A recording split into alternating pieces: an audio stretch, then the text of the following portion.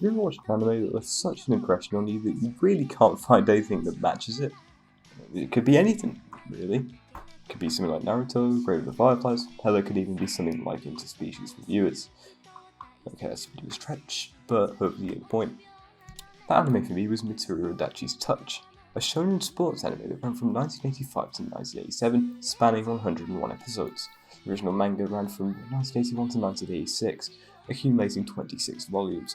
For context, the manga predates the original Pokemon games by a good 15 years. The manga actually sold 100 million copies, making it one of the best-selling manga series of all time, ahead of the likes of Full Metal Alchemist and Fairy Tail. Yet it isn't really known here in the West. It's not like people don't watch old shows. For example, Fist of the North Star is quite well known over here, and that's from around the same time period. Arguably, the two things that did end up preventing Touch from becoming popular in the West were the time period and the storyline.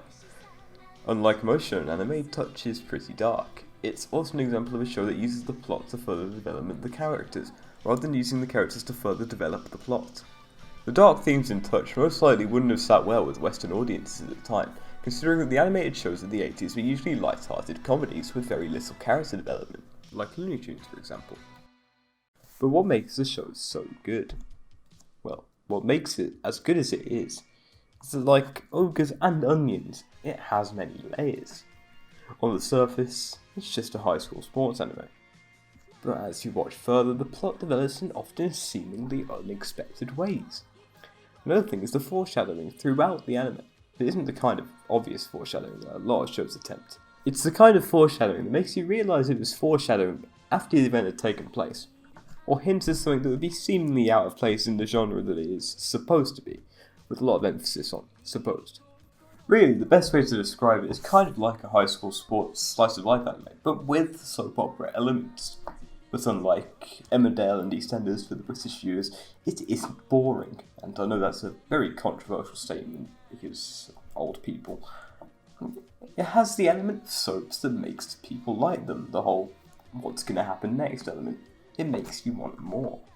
It's one of the few shows where I just wanted to know what happens to the characters after the show ends. I wish there would direct a sequel to it, one that goes in depth into Tatsuya's life as he gets older. Obviously, it's not going to happen now. It's been 35 years since the manga was finished, and there's not really much incentive to actually carry on the story. Adachi is currently working on the spiritual sequel to Touch, which is Mix. And they're completely independent of each other, really, so it doesn't matter which one you watch first, but I would absolutely recommend you watch it as well as Touch. Adachi does have other baseball-based works, those being H2 and Cross Game aside from Mix and Touch, of course. While I haven't personally watched H2, I would absolutely recommend Cross Game as it carries over what makes Touch good with its own original storyline.